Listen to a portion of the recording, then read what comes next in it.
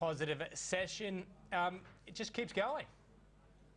Today wasn't the day to pop open the champagne. Today certainly was. The market up by 0.7% and a massive $5.9 billion being traded through the market. Now this suggests that we are seeing institutional money and overseas money coming into the Australian market, and that's been showed because the rise has been dominated by the large caps on the market. In fact, if you have a look at the mid cap index, that was trailing performance with a rise of 0.5%, and the small ordinaries was actually flat today. So we did see the large end of town really outperforming. The miners did well. Rio Tinto up 2.3% ahead of its full year earnings announcement, which we're expecting very soon. But we also saw the other miners doing well. Atlas has had a great couple of sessions. Yesterday it was up by 5.5%. Today we saw it adding on another 7.7%, and that's on the back of no news. One company that did have news though was Alumina. CITIC is said to make a $452 million investment into the stock, and that stock up by 7.5% today. And mining services, Downer EDI up by 7.8% on the back of its half-year result. But that also gave a kick to some of the other mining services company. Transfield, which has not come out with an announcement in weeks, was up by 9.2% on the market today. Macmahon Holdings was up by 3%. It's received an unconditional offer for its construction unit, and the property play is doing well after half-year numbers. GPT, Dexus, all rising, as well as Mirvac. So all in all, a fantastic day, really dominated by the big end of town. We managed to stay above 5,000 points for most of the session and seeing a fresh 34-month high for the Aussie market. Yeah, just on Rio, expecting those numbers to drop in just under half an hour's time. We'll bring them obviously to you all as soon as they do drop. And speaking of Rio, you mentioned we saw a fair bit of buying coming in ahead of that result. Was it that was lifting all the miners? I mean, some huge gains to be made, or is it just, as you say, more of an interest in some of those bigger companies from offshore as well as insto investors? I think there's a couple of factors on the market at the moment. First of all, you don't want to be short this market, so anyone with short positions would obviously be closing out positions, and that's because we're seeing such strong momentum. And there's three really strong effects which are documented by academic studies.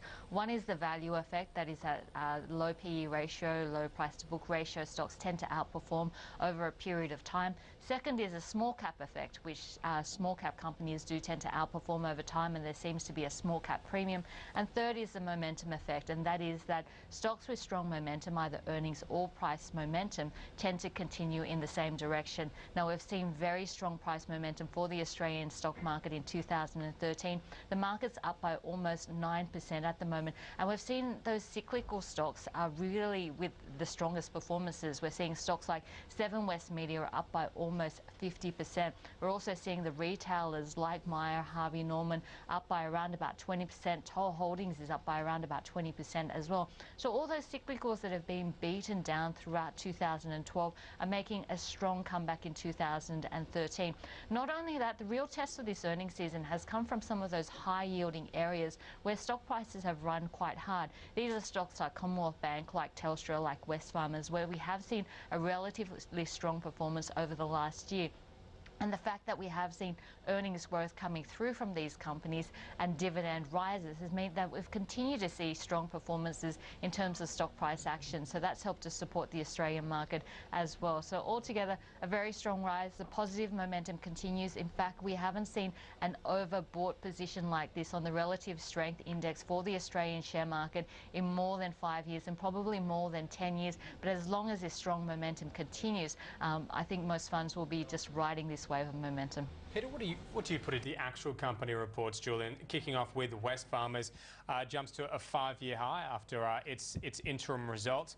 Shares in the end closing up 1.2%. Your thoughts, firstly, on the results. Where would they be without Coles?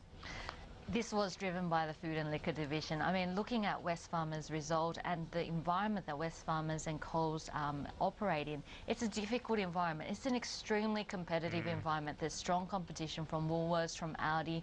There's strong price pressure in terms of fuel. We saw Coles increasing its fuel rebate from 4 cents up to 8 cents back in October, so there's strong cost pressures there. And in spite of this, we've seen an impressive performance coming through. We've seen food and liquor, we've seen Coles EBIT up by 15%. But not only that, we've actually seen margins improving, and that's a huge positive. This is an area where we've seen huge price deflation over a number of quarters now.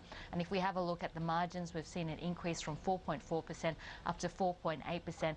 Kmart was a standout as well, with growth of 25%, and there we saw margins growing to 10.7% from 8.8% previously as well.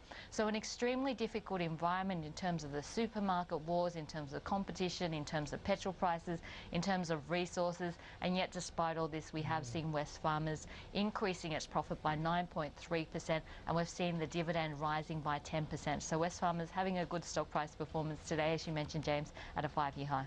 Target, a little bit of a